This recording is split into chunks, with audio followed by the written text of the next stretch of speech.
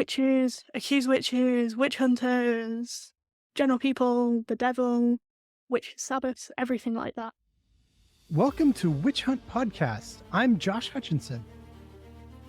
And I'm Sarah Jack.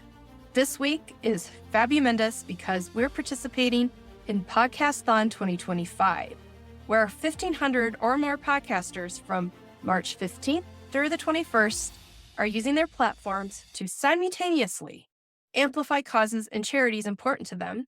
You can learn more at podcastathon.org, and you'll see that our nonprofit and witch hunts is featured with the other charities. Today, we're joined by expert guest Holly Bamford as part of our Podcastathon 2025 Ending Witch Hunts series. Holly, a history PhD candidate at Liverpool University, researches late medieval and early modern witchcraft and superstition. We met last year at the Magic and Witchcraft Conference in York, England. If you like stories from history, you will enjoy this episode. Be ready to learn about the 1674 Hinchcliffe case, which saw Susan and Joseph Hinchcliffe and their daughter Anne Shillitoe accused of witchcraft. Notably, neighbors petitioned the courts defending the family's innocence, a documented instance of community support for the accused. And be ready for the story of the 1601 Trevissard case, where 12 neighbors approached the magistrate directly to accuse an entire family of witchcraft.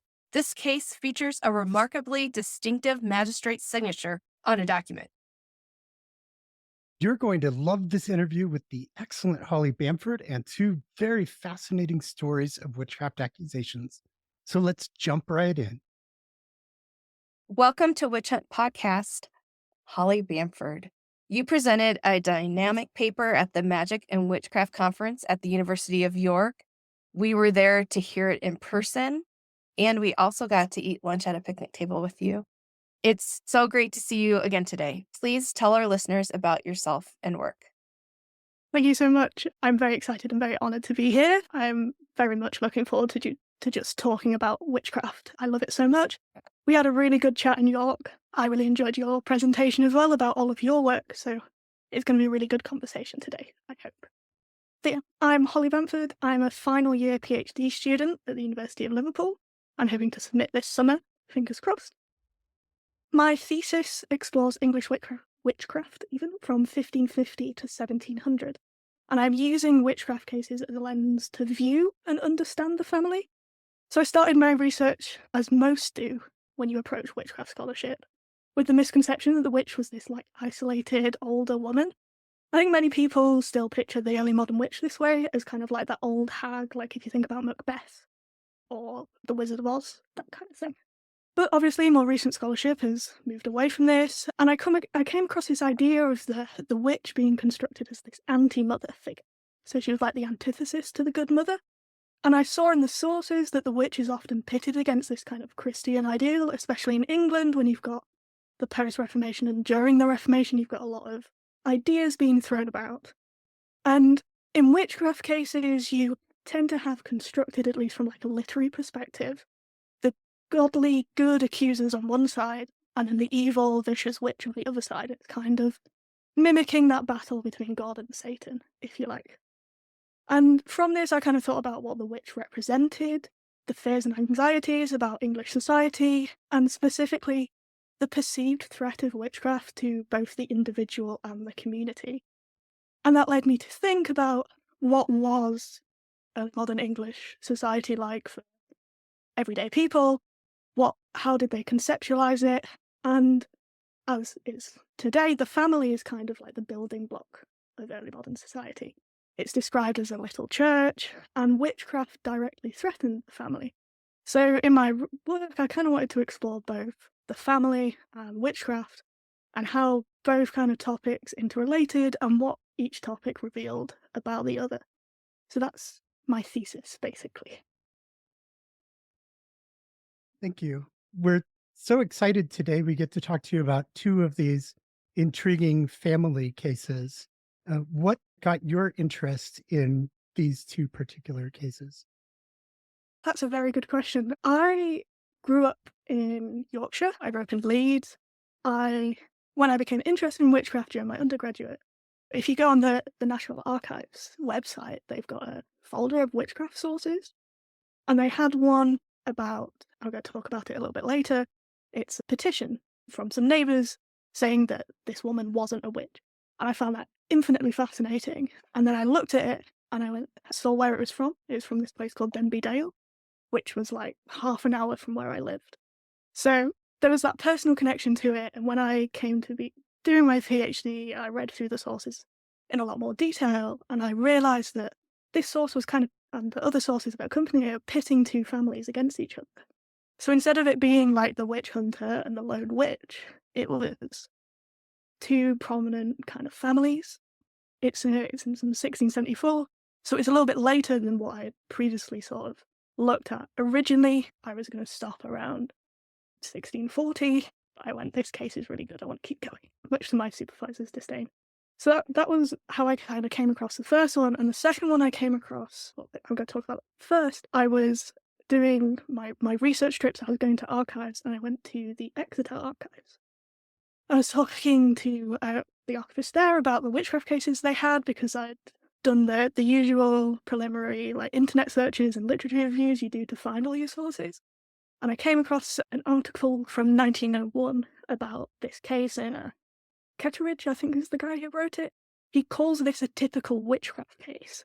And I went, no, but it does. It has everything in it. It's got familiar spirits. It's got controlling the weather. It's got maleficium. It's got families being accused. It's got an entire family being accused. And what really interested me was that the source itself, the sources themselves, were created because a group of neighbours walked and travelled all the way to the magistrate's house and went, we think this family are a family of witches.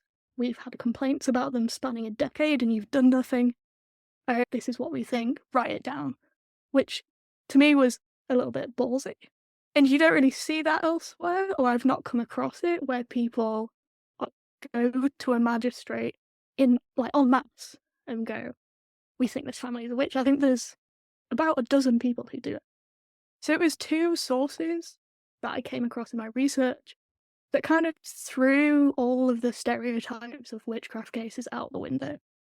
If you think about like the Pendle trials, which are really famous, it starts with like an incident between Alison Davis and John Law, who's a peddler, and she's begging, and then she curses him, and it's like this one sparking incident that expands. Whereas both of these families have long-standing reputations, they've been accused before, or it's hinted at in sources that that's happened, but nothing's happened yet. And they're separated by 73 years, but they're so similar and so different at the same time. I find them fascinating. That's kind of where my interest in these two cases came up. I'm so excited to get to do this today about specific cases with you that I wasn't familiar with before I started studying to meet with you today. I wanted to get one definition discussed just briefly to kind of set the stage of understanding. What are malefic acts? Yeah, so most of the witches that we're talking about today are accused of maleficium, which is basically using witchcraft or magic to harm something, whether that's a person, cattle, property, that sort of thing. The definition is a bit loose, like most things are. Legally, you've got the 1562 Witchcraft Act, which will influence the first case, which happens in 1601, which is kind of where the first time witchcraft is a felony, so it moves away from the ecclesiastical courts to common law. And it specifies that the death penalty was only prescribed if you caused harm, which is maleficium. So that kind of codified it, if you like, in law. Other forms of magic, like locating objects or counter magic, that sort of thing, weren't counted as maleficium. So you could still be kind of investigated for witchcraft, but under the acts, you were less likely to get convicted and then imprisoned or executed. Would you like to tell us about the 1601 case? Yeah, of course. I want to talk a little bit about how, before I get into the nitty details of it. Like I said earlier, both of these cases centre around families. So in this case, which I call the Trevisard case, it's centered around a family. So it's 3 people, Michael, Alice, and their son, Peter Trevisard. They are accused in 1601. This is when a group of people go to Thomas Ridgway, who's the local magistrate, who later becomes a very significant figure in Ireland, which was a fascinating thing to uncover in my research. But like I said, there are years and years of suspicion from the villagers around this family, around the Trevisard. And they're accused of a whole variety of things, from maleficium to moving boats with magic, to killing children with magic, to causing people to become ill. So much is contained within these documents. So, just to give you all some context about this case, Michael Trevisard, the father of the family, he was a fisherman.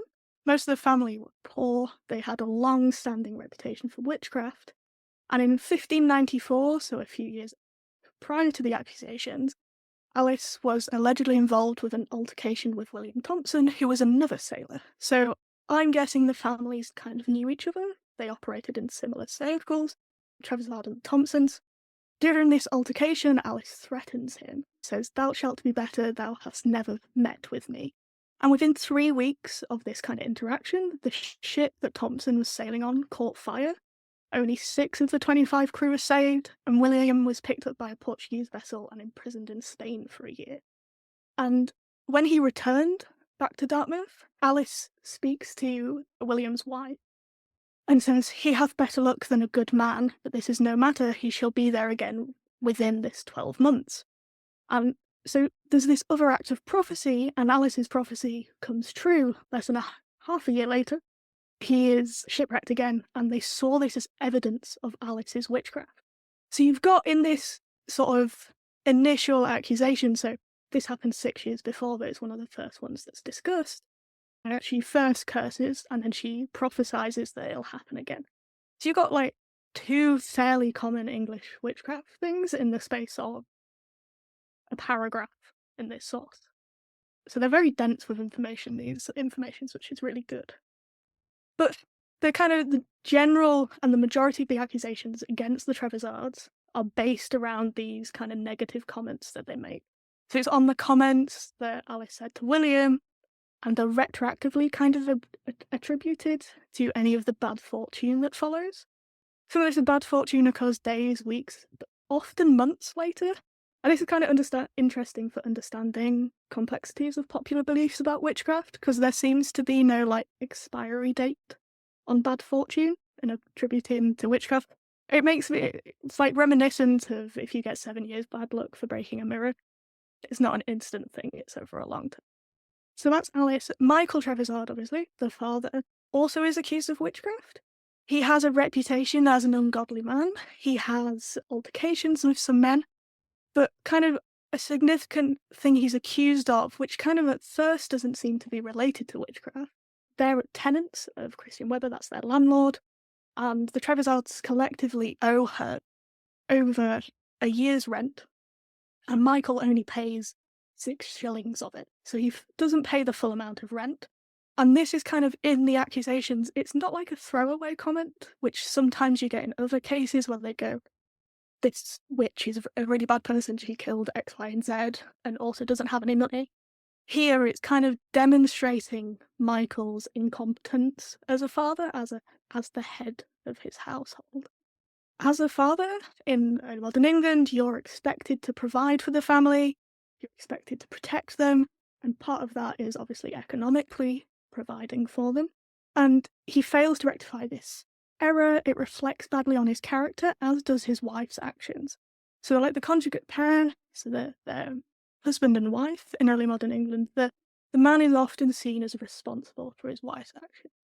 So when she's being mouthy, if you like, where she's making these prophecies, where she's cursing people, as the accusers would say, it's also a reflection on Michael's inability to not control her, it reflects badly on his authority, or his perceived authority, what he should have. And again, it's a fascinating case, because Alice is definitely the focus, but her and Michael get accused of roughly the same number of like different types of witchcraft. Their son isn't accused as much. He is accused of insulting someone who refuses to give him a drink when he's playing, and then she later falls ill. So again, it's this kind of retroactive attribution to it. But I think the case, and I've kind of touched on it a little bit, it's kind of reminiscent of this idea that the witch was the antithesis to the good mother. The male witch was the antithesis to the good father. The child witch was the antithesis to the good child. Because Alice threatens people, Michael fails to provide for his family, and Peter, the son, doesn't respect the authority of other elders. And I think it kind of demonstrates them points quite nicely. And it also demonstrates a lot of different beliefs in witchcraft. You get a lot of coastal cases, so this is in Dartmouth, which is on the south coast. So if you think of the North Berwick trials in Scotland, so it's a little bit of a different context, but they talk about using a sieve to sink King James's ship. So it tends to be a lot of water-related witchcraft beliefs, especially on coastal cities.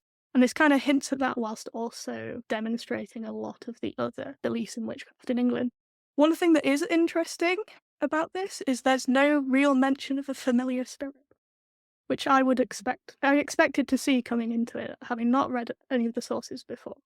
I was really expecting there to be a familiar, and there wasn't. So that's the only thing I would say that kind of was very shocking about this, not having a familiar spirit, and also going, this is an entire family accused of witchcraft. I have no idea how old Peter Trebizard is, the child. I have looked, I've tried to get to the parish records, but there's nothing. But he's described as playing in the street, which makes me think he's maybe 6 to 13 years old at latest, probably a little bit younger, which is pretty young to be accused of witchcraft. But yeah, it's a fascinating case, if you've got any questions.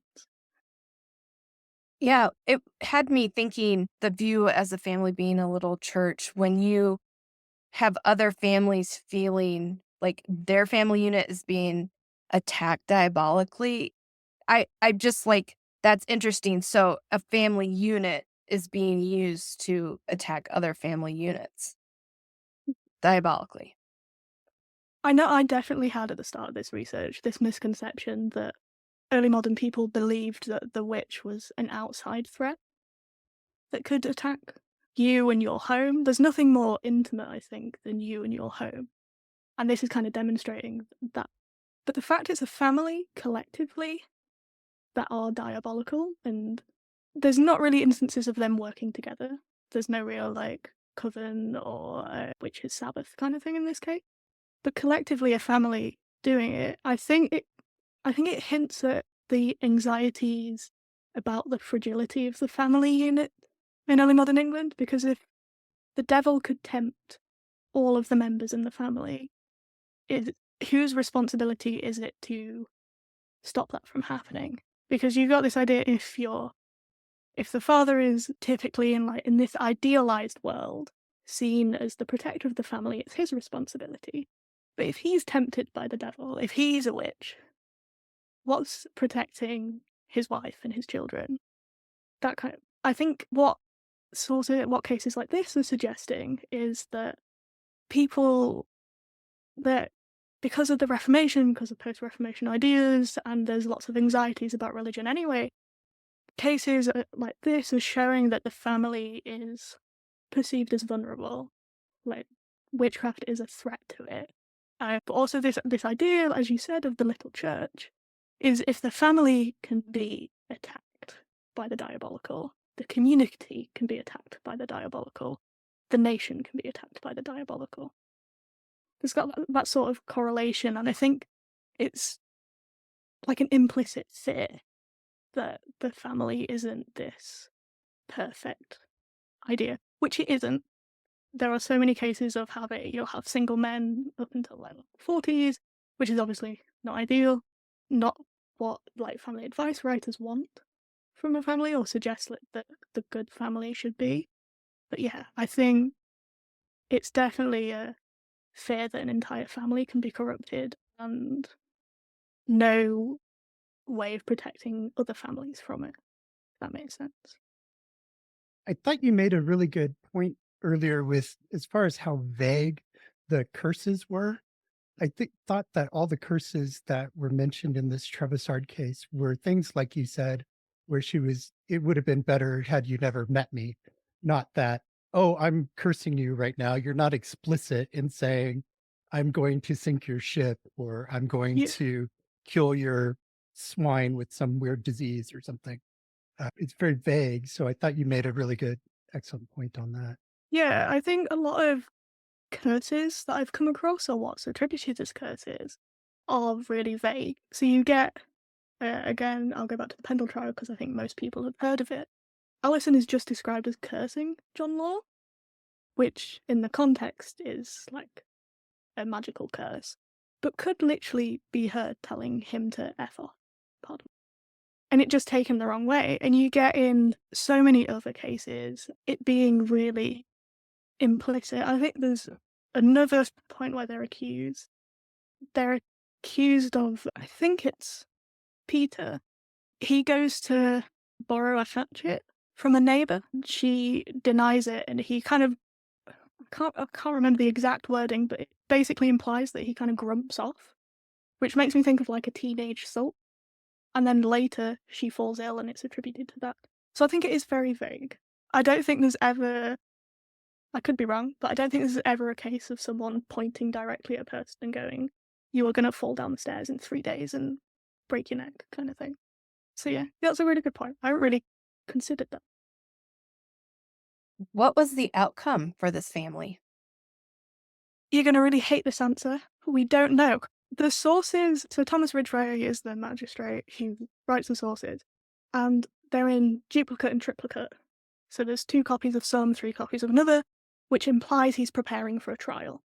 So I think it probably went to the Azais, or it went to the local courts and then the Azais. But the other records for the Southern Circuit in that time don't exist. The actual documents, this is a kind of side note, following the war, so World War II, a lot of the archival material were scattered, basically, obviously, because it was on the southern coast, so it got bombed a lot. I was talking to the archivist about this because I was interested, and she said, so the original documents are in a private collection in Washington, D.C., apart from 3 or 4, that were found in a box in someone's attic, because at one point the archive had boxes basically on the steps, so people stole it because it was just panic.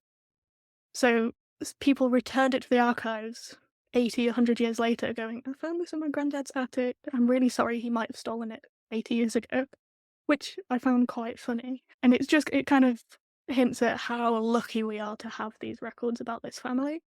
We don't know what happened. If it did go to trial, if it's similar to like the Witches of Warboys cases, which is another family that all get accused, I would reckon they'd get executed. But we don't know, which is the worst answer for a historian, because we want to know. Yeah, those private collections are tough. Yeah, it's the joys of archival research. Luckily, with a lot of the witchcraft cases, the depositions that go to assay trials, the travelling circuits, they're centralised, so they're all in the National Archive. So when I went, I just had boxes. They were all there. It was great. I could take pictures and transcribe them.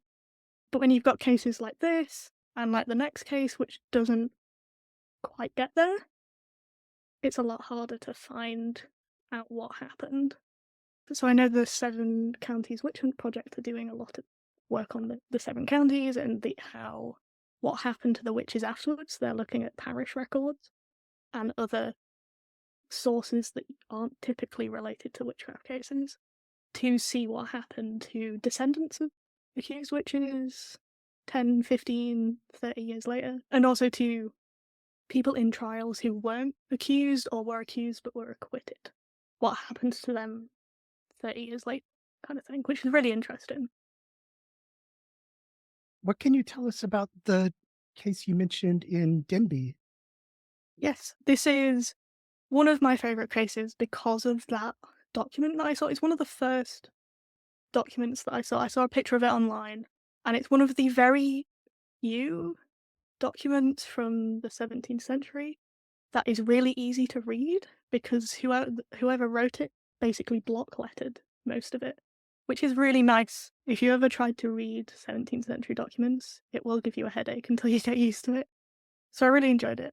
So this case happened in 1674, so 70-ish years later, in a different part of the country, but it's a bit similar, as I hope you'll see.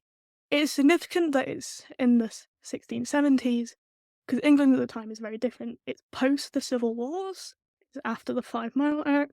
There's greater religious fracturing at this time, so it's kind of like a different canvas for accusations to occur in. It's after the East Anglian witch hunts with Matthew Hopkins. It's after the big trials in Newcastle and the Northeast, so it's really interesting.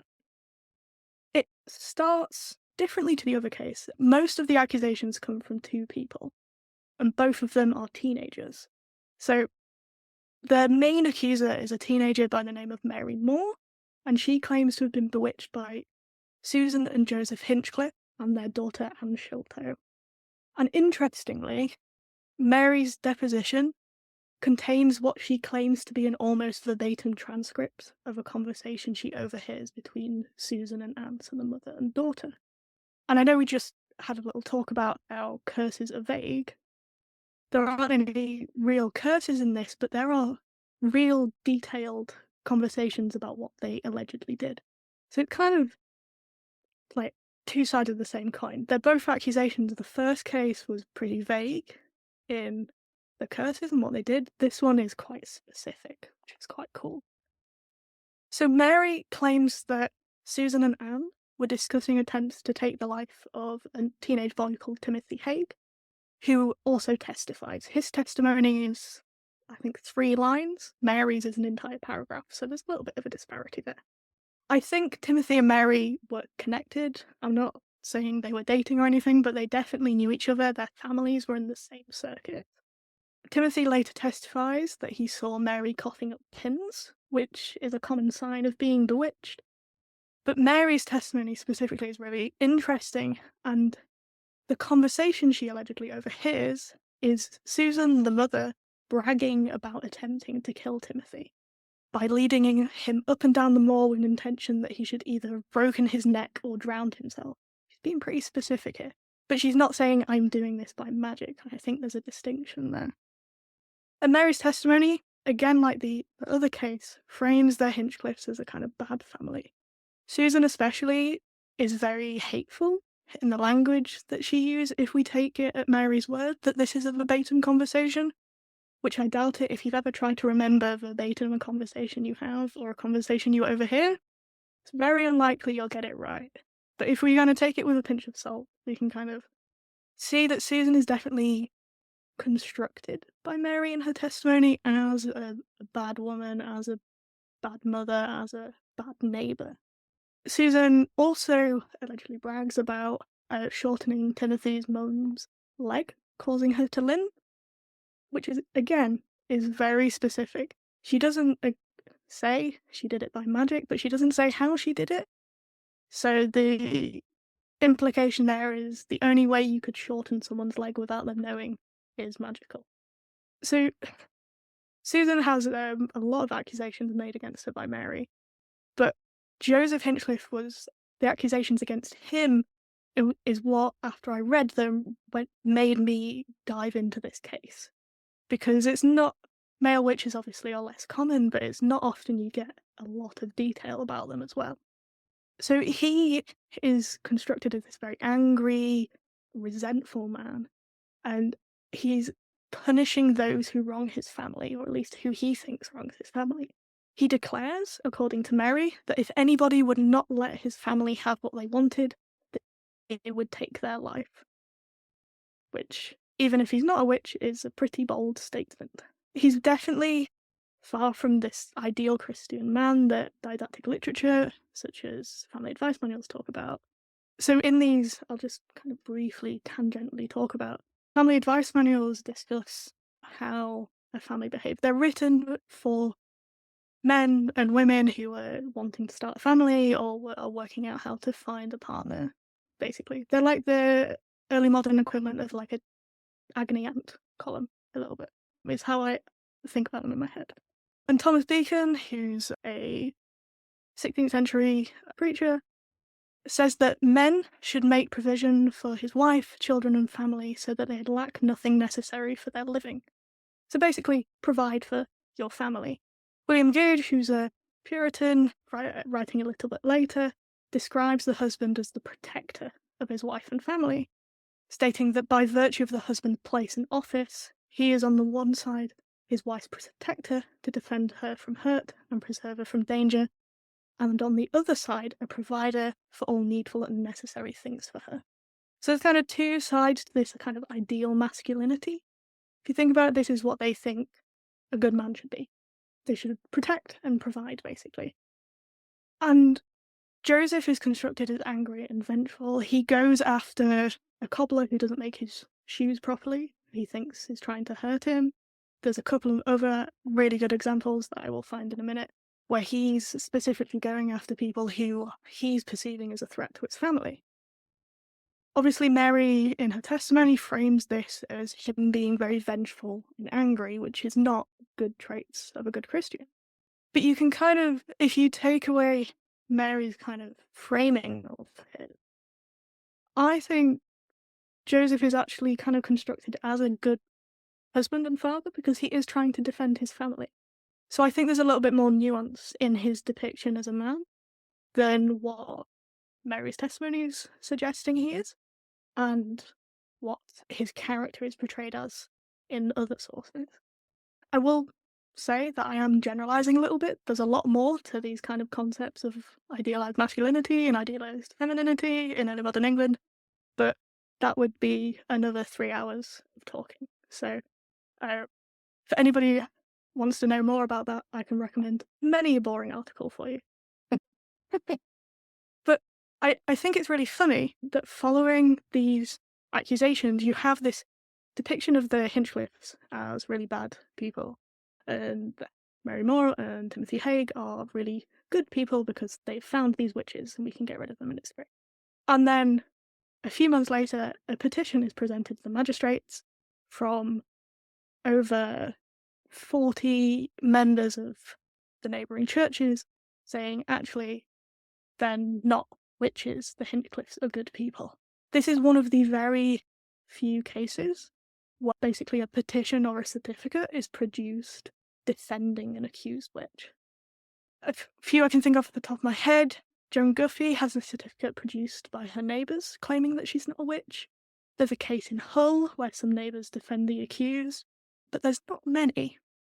And the petition that these neighbours write about describe Susan especially as a good person. They describe her as not only very sober, orderly, and unblameable in every respect, but also with good example and very helpful and useful in the neighbourhood, according to her poor ability. Which is a completely different depiction of Susan than to Mary's depiction.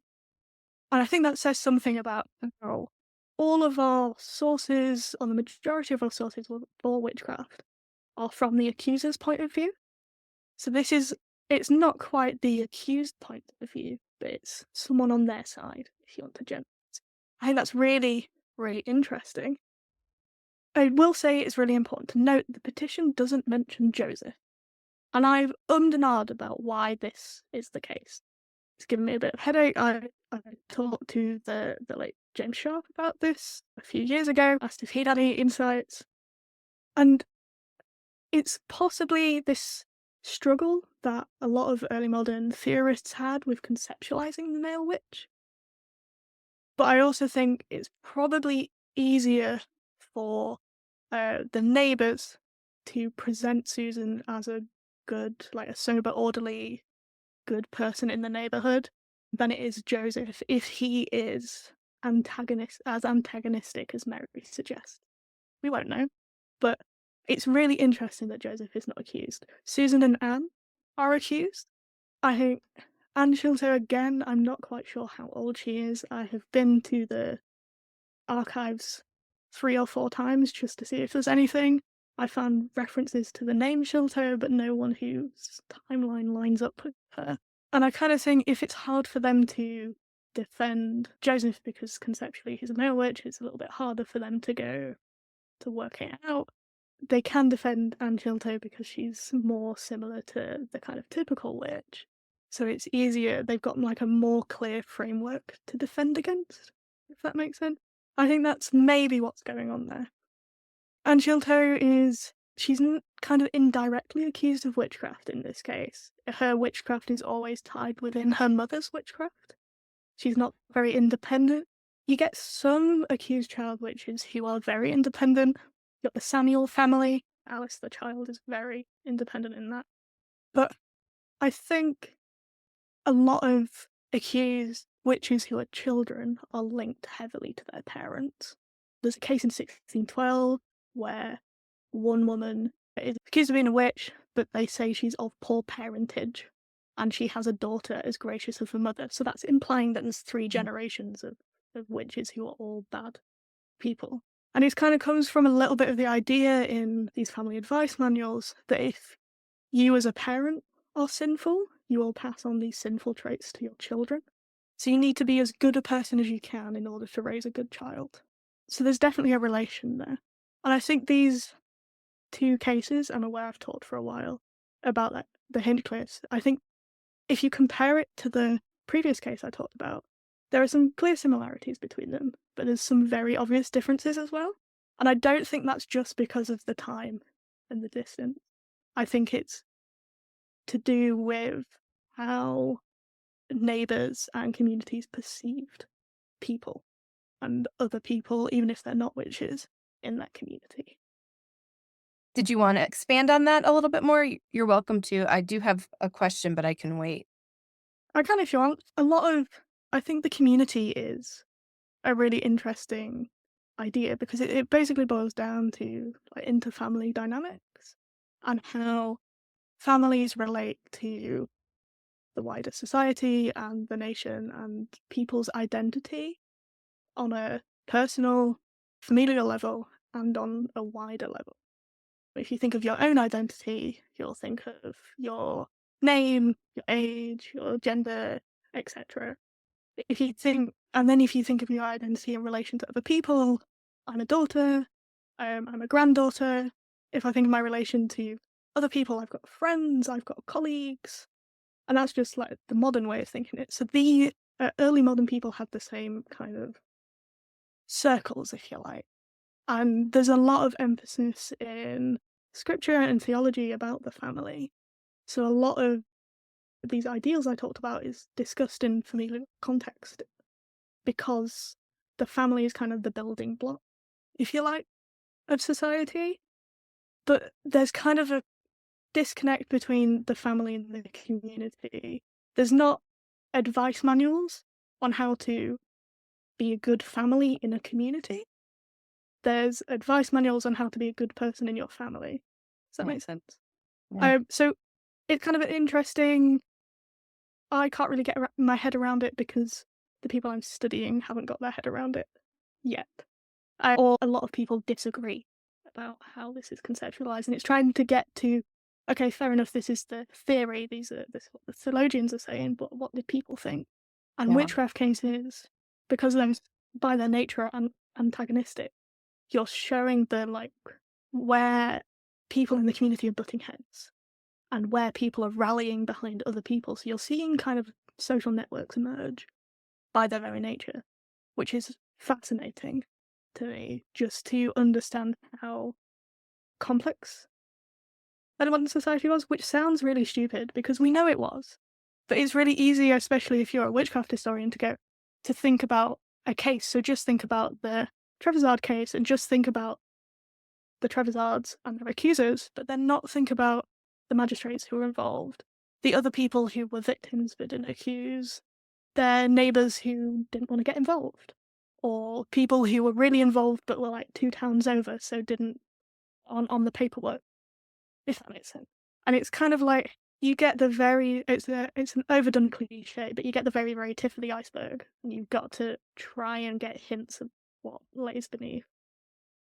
That's so great. Thank you so much for highlighting these elements of the context around these trials. And these situations are really interesting ones. I noticed, I was thinking about Mary's accusation. A lot of witch trials that I'm familiar with, accusations can be outrageous, but they'll be around somebody who has died or cattle has died or, damage to something. And I noticed Mary's accusations are about their scheming. Yeah. What kind of weight would that carry in court? Um, Mary's very interesting, and I had a really good conversation with a man called David Hinchcliffe, who is a descendant of the Hinchcliffe because he's just recently published a book on the trial. So we were talking a little bit about this. I think so. The 5 Mile Act is just comes into effect a few years prior, which basically means if you're a Presbyterian or another kind of denomination's not the right word, but I'm going to use it for this context. If you're another denomination and you move churches, you have to be 5 miles away. Basically, that's a very generic term about thinking about it. So I think, and Peter Elmer has this in a footnote. I think Mary and her family were perhaps part of the church that the Hinchcliffes go to, and then they left. We don't know whether it's in disgrace, but considering she later accuses them of witchcraft, I'm going to hazard a guess and say they left in some form of disgrace. And I say this because a lot of the signatories on the petition, I haven't found all of them, but I think it's George Sedekuse, who's the main one, and I think he's the person who wrote it. He's a very prominent Puritan. He's in the New Model Army, so he's very involved in wider society. He's very involved in the religious kind of conflicts at the time. So I think there's definitely that kind of aspect to it, which you don't see because Mary doesn't mention it. So why would she? It's interesting it's not mentioned in the petition, but I think that's by the nature of it's about that much of text and then almost double of names. So it's quite significant, and they all seem to be, at least the first kind of few rows, seem to be prominent church members, which is fascinating. And does seem to be a kind of retaliatory accusation, but not against something that is done to Mary, but something that, like a slight she thinks or her family thinks is against her. And there's no evidence that anybody was actually injured or actually died. Like the supposed limp that Susan gives to Martha Haig, Martha Haig doesn't testify. So it's a weird case. I would say when you dive into the kind of deeper nitty gritties of it, where you have to get a little bit speculative because we just Yeah, I found Mary Moore's testimony to be very suspect, to say the least, because whatever the crime is, who has a public conversation or a conversation that could be overheard where you detail all of your plot and your scheme and exactly how you're going to take the power to take a life and then what you're going to do with that power? It's very suspect. And then yeah. the neighbors themselves seem to think there's something suspicious about Mary because there's a line at the end of the petition where they're saying we have more to say about her character, but we don't think that besmirching her is going to do any favors for the accused. Yeah, exactly. I'm so glad you brought it up because they do, you're quite right, literally say, we're not going to attack Mary's character because what's the point? She's obviously lying. It almost feels like, which is fascinating. How I think it's the fact she's a teenager who's able to utilize so much power, which most teenagers, especially of her social standing at this time, wouldn't ever be able to do. When I first kind of looked at this case, almost blew me away. So it was, she's obviously making this up. And we can kind of see that as people removed from the situation. But her depositions are recorded by GPs, by magistrates. So people obviously believe her. I think the Haig family and the Moore family, like I said, they definitely operate in the same circles. I think they're friends. I also think they're quite locally powerful. Definitely more so than the Hinchcliffes, who, like the petition says she's good and useful and helpful in the neighbourhood according to her poor ability.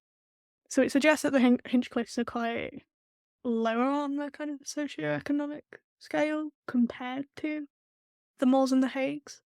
So there's definitely like a power imbalance on how Mary is able to utilize her the status of her family. But again, she's a teenager doing that, which is quite fascinating. I don't know. There's references to her being a teenager, but there's no references to her actual age, or I can't find. But because she's described as a teenager, she's not described as a woman. So I'd imply she's pretty young, or relatively. Which again makes it even more surprising that she's able to utilize this power over a family. Or at least start accusations against them and start the entire trial process. Because there is before the depositions are written down and recorded, there's got to be like the jump from her going, I'm going to accuse these people of witchcraft, or I think these people are witches, to her actually making the accusation. So it could be that she does actually believe they're witches, but it's probably that she's making it up. Because I can't remember a conversation that I had with like my friend yesterday. If you asked me to write it down and you asked her to write it down, it'd be two very different stories. You know. Yeah. What was the outcome for the accused? It's a very sad story, this one. It never gets to trial because Susan Hinchcliffe commits suicide because of the intensity of these accusations. Peter then finds her body in the woods and he dies a few days later, not of suicide. Just, they are very old, so it's possibly that it was just one stress too much for him. And Sholto survives, but obviously because the two Hinchcliffes are dead, and most of the accusations are against the parent, they can't really progress to trial anymore. And if they were guilty, then the outcome would have been the same, almost. So it's a really sad kind of end to a story, and I think it shows just how influential accusations of witchcraft could be on, like, it basically destroys an entire family. The local area, I imagine, would be shaken by this event. And Chilter, there's no records of her afterwards, so we don't know what happened to her. She could have moved away, because I probably would if that happened to me. I don't think I'd want to be in this place or have to associate myself with the people who accuse my family of witchcraft. But yeah, it's a sad, like most witchcraft cases, it's a sad end. I understand you're coming to America for a conference to give a panel. I am. Me and a few other people are attending the Renaissance Society of America conference in Boston in March, which is very exciting. I've never been to America before, so if you've got any recommendations for the East Coast, please let me know. But yeah, our panel is called Constructing, Describing, Depicting, and Performing Witchcraft, a dialogue between textual sources and visual representations. So we're an interdisciplinary panel. There's a couple of historians, there's a couple of art historians. We're sponsored by the Association for Textual Scholarship in Art History, which is really exciting. They do some amazing work. Thank you to them. Our wonderful friend Olivia Garrow has facilitated the panel, but there's 5 of us on the panel. We're doing 4 papers. So Olivia Garrow and Aaron Wilson are doing a paper together, and the rest of us are doing our individual ones. But we're hoping to talk about the textual sources. So everything I've talked about today is from textual sources, but I'm sure everyone's familiar with the woodcuts you get. So Olivia deals with a source from Italy that has so many woodcuts of witches, accused witches, witch hunters, general people, the devil, witch sabbaths, everything like that. what we kind of want to do collectively with our papers is examine these textual sources and these visual sources work together. Because quite often in English witchcraft pamphlets, not all of them have pictures, but I'm sure you've seen and if you haven't, I will send you a picture of it because it's amazing. The Witches of Northamptonshire pamphlet from 1612 has this amazing woodcut of three witches riding a pig. It's one of my all-time favourite witchcraft pictures ever. But it's how that relates to the sources, because it's kind of, as a historian, I deal mainly with textual sources. I deal with the words, I deal with the people behind the words. But then you've also got these images that accompany it. You've got lots of Charlotte Rose Miller in her book published a few years ago, looked at familiar spirits. So she had all these wonderful pictures of the various woodcuts depicting all these familiars in various English witchcraft pamphlets. And that was really good for me to see how you can like incorporate both, how you can understand visual culture, how you can understand textual culture together. I think one of the first witchcraft pamphlets, I can't remember the title off the top of my head, it's Agnes and Joan Waterhouse get accused, and there's an image of a witch, like a woodcut of a witch, where they say, it basically labelled, this is Agnes Waterhouse the witch. But Marion Gibson, when this isn't actually a woodcut of a witch, it's just a woodcut of a woman they had handy when they printed it. So it's stuff like that and how the visual culture feeds into witchcraft beliefs. I'm sure if you ask someone to dress up as a witch for Halloween, they'd put on the big hat, maybe get a really long nose, maybe get a broom. You kind of have this like iconography of the witch already in your head. Like if I was dressing up for a witch, that's what I do. I've got a witch like stuffed toy behind me that has a witch's hat. It has a little detachable broom, and they're kind of associated with the witch. And that kind of comes from this visual culture that, as historians who deal mainly with textual sources, we don't often get an opportunity to explore. So I'm very much excited for this conference in Boston and to explore the areas that are related to our topic. Because obviously witchcraft history doesn't sit in its own little bubble. It's related to religious history. It's related to cultural history. It's related to the history of the family, if you're me.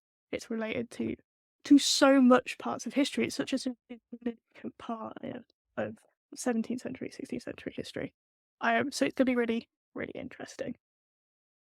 Thank you so much for sharing these stories with us today. The time really No problem. flew. I was so engaged in your storytelling. Yeah. Thank you Thank so you. much. I can't wait till we get to do this again. with I'm you. happy to talk about any witchcraft in England that you want.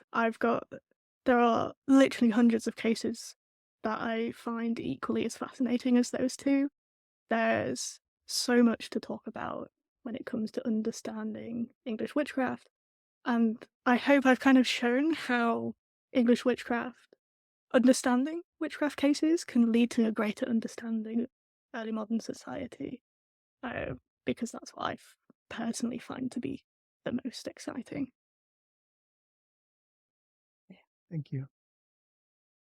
Mary Bingham is back with a Minute with Mary. In today's Minute, Mary's narrative highlights the impact witch trials had on mothers and families in Salem. A quote from the Salem witch trial documents dated December 3rd, 1692.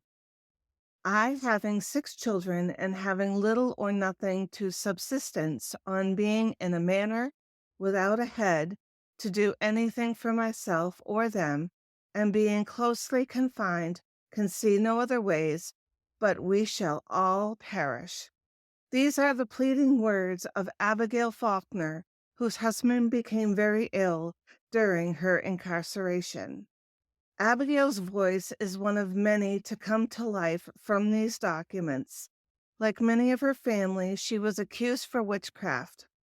Unlike her other family members, Abigail did not let the male magistrate sway her and declared her innocence until her release from jail. In fact, she was not afraid to call out her accusers to their faces. She rightfully declared blame on them, knowing her own outcome could be death. However, Abigail most likely was more concerned with the welfare of her children and her on and off again ailing husband, whose sickness became apparent while she was in jail. Her love and courage was unwavering and a tribute to women everywhere, both then and now. Thank you, Mary. And thank you, listeners, for joining us this week during Podcastathon 2025. We appreciate your support for our podcast and our nonprofit and witch hunts. You can help by volunteering and donating to our projects. Tomorrow, Podcastathon continues with a discussion on European witch hunts. Tune in to learn about this fascinating history and how that history is being remembered today. Thank you for joining us for Podcastathon 2025. Have a great today and a beautiful tomorrow.